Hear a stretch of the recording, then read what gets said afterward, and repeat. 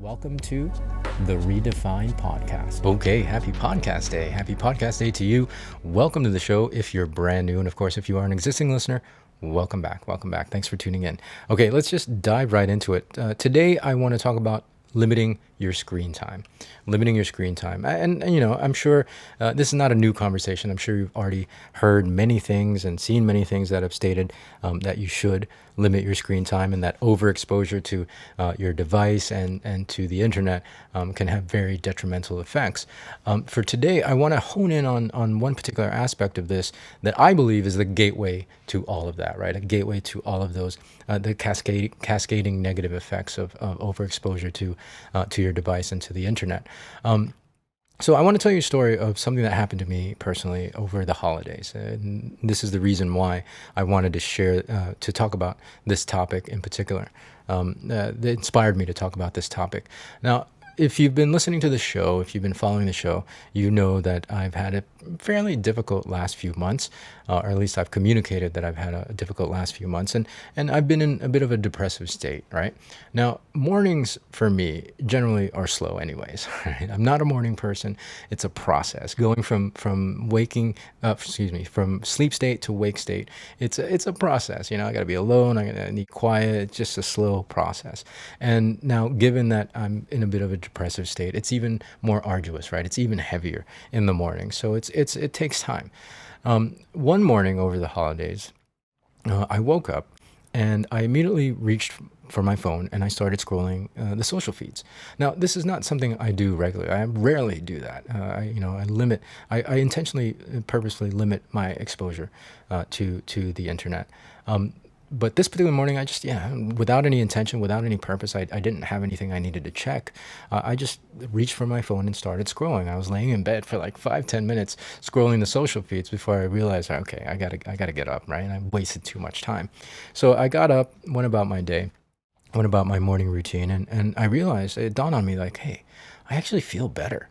Right, I actually feel better, and so I had to kind of really pay attention to that. And I have high self-awareness. I think, I had tracking my moods and my mental state. And this one morning, I was like, oh, I actually feel good. Not that I didn't want to feel good, but I had to pay attention to that because it was such a stark difference from the previous mornings that I had been having. Right, so I just clocked that, I registered that in the memory bank, and went about my day.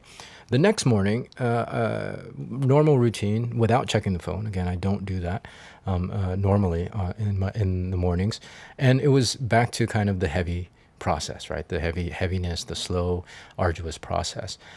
So I had to really start kind of examining that, right? Like, what was the difference in that one day? Again, not that I didn't want to feel better, but maybe there's a tool or something that I could use to help me work through this depression. And the only thing that I could really pinpoint it to that I did differently was that I checked my phone and I scrolled the social feeds for 5-10 minutes that one morning that I felt better. And I drew the conclusion that I was probably feeling better because of the amount of dopamine that my brain released as a result of scrolling the social feeds for 5-10 minutes first thing in the morning, right?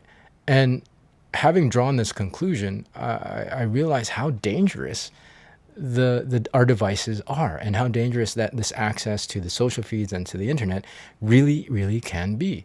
And I say dangerous because it's brain chemistry. It's affecting brain chemistry. Anything that affects brain chemistry, we have to take seriously.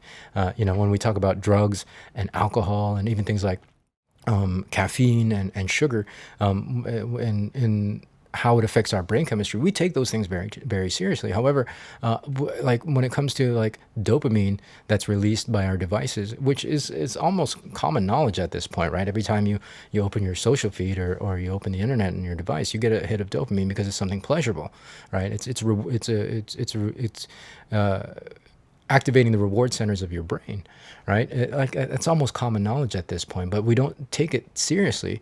I guess, I don't know, the only reason I can come up with that we don't take it seriously is because our devices and access to the internet is so fully integrated into modern life. We can't exist without it, right? You can't function in modern life unless you're a hermit living in the middle of the woods, completely cut off from civilization, you're going to have some exposure to a device and to the internet, right? And so we kind of blow it off how insidious it can be, and the effect that it has on our brain chemistry. We just kind of like, it's just part of it, right? We just kind of, yeah, we just kind of brush it aside. But I really want to raise your awareness around it, because anything that affects your brain chemistry affects your behavior, right? And at the very least, overexposure to our devices and to the internet creates a compulsiveness in our behavior and in our actions, right? Have you ever been, on your way to do something and you're crossing the room, and you just randomly, in the middle of it, in the middle of walking across the room, pick up your phone and check your social feeds, again, without intention, without purpose. You're not checking your email, or you're not checking for anything in particular. You just pick it up and check your feeds. I mean, we see it all the time, right? You see people, I'm even guilty of this, at a stoplight in their car, right, while driving, but at a stoplight, check your social feed, right? It creates a compulsiveness, right? And compulsiveness, that's the least of our worries, because there's been studies that show like an increase in depression and anxiety and feelings of isolation and loneliness, right? Especially in the young generation, in the youngest generation that doesn't know life without the internet, doesn't know life without devices. Compulsiveness, yeah, it's kind of lower on the scale. But when we talk about compulsive behavior and compulsive actions, well, yeah, then you may not necessarily get the outcomes and the results that are ideal for you, right? When you're programming yourself to be more and more compulsive in your action and your behavior, your intentionality and purpose go out the window, and therefore the results and the actions are less intentional. I.e., your goals and the things that you've set out to do, especially this year, right? Like it's a new year, you have new goals, you have new visions that you want to achieve for yourself, but you're not going to achieve those things if your actions and your behaviors are compulsive, if your actions and your behaviors aren't intentional and are not purposeful. You have to have intentional and purposeful actions and behaviors in order to create intentional and purposeful results and outcomes, i.e., goals. We're going to achieve less of the things that we want to achieve in life if we're allowing ourselves to be programmed by our devices to be more compulsive, right? And we don't know necessarily that's happening. We are allowing this thing to happen because it's pleasurable, right? It feels good. So it's like, okay, it can't be that bad. It's just the internet. It's just social feeds. It's just, dog videos and cat videos and silly squirrels and memes. But again, it's driving behavior, right? Through brain chemistry. And at the very worst, it can create an addiction that you're not even aware of, right? And like, I don't know, the stat I think is like, on average, a person spends 4.5 hours on their device mindlessly scrolling, right? That's a lot of time. If we're awake, let's say you get 8 hours of sleep, you're awake 16 to 20 hours a day, right? 4 hours is a huge chunk of time. It's not like you're sitting on your phone for 4.5 hours a day, but you check it compulsively, enough to add up to 4.5 hours. That's a lot of lost productivity. But beyond productivity, again, you're creating a compulsiveness in your behaviors and your actions. And when like, in order to create a life that's intentional, the life that you want, you have to be more intentional with your behaviors and actions. You have to have purpose. You have to be more purposeful with your behaviors and actions, right? So yeah, really, really important. And again, the point of this conversation for today is to raise your awareness around what potentially happens or can happen when you're not regulating the amount of time you spend on your devices, right? Like, it's insidious what this stuff does. Now, of course, again, it's impossible, like I said, to not have some exposure to the device and to the internet. I mean, like a huge part of my work is online, and involves being on the social feeds, as I'm assuming it is for a lot of you. So really limit your time and be purposeful.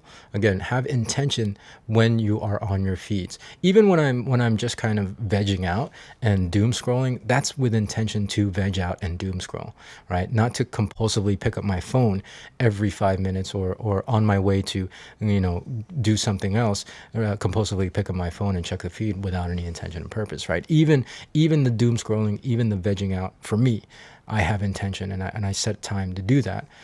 So really, I think the thing that I want you to do is, again, the purpose for this conversation is to raise your awareness that this is in fact happening, whether you know it or not, whether you like it or not, whether you accept it or not. This is exactly what's happening when you pick up your phone. You're getting a dopamine hit, and it's driving compulsiveness. And so we have to work extra hard to be intentional and to be purposeful with our use and our exposure to our devices and to our screens.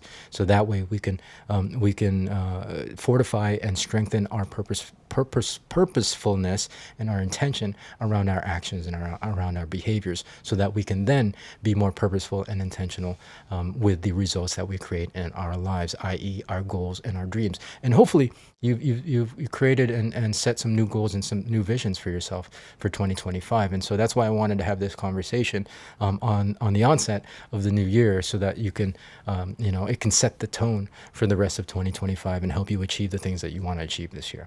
All right. So that's it. Hopefully that makes sense there, as far as like the dopamine and the science and all that behind it, it's really just a layman's understanding. But I think from the anecdotal side of it, and my personal experience of feeling it, like actually feeling the effects of what our exposure to devices does. Hopefully that drives home the point that you should really be paying attention to how much time you spend on your screens and what it's doing to you. Okay. All right. So that's going to be it. Thanks for tuning in. I finally got this message through. You will never know this from the final episode, the released episode, but it's taken me like 3 hours to get through this message. And like 20 takes, but we got it through. Of course, we're going to have a new one, a fresh new one for you next Tuesday. So yeah, until then, have a great week, have a great weekend, and we'll catch you with a fresh new one on Tuesday next week. So yeah, be well, be safe. We'll see you in the next episode.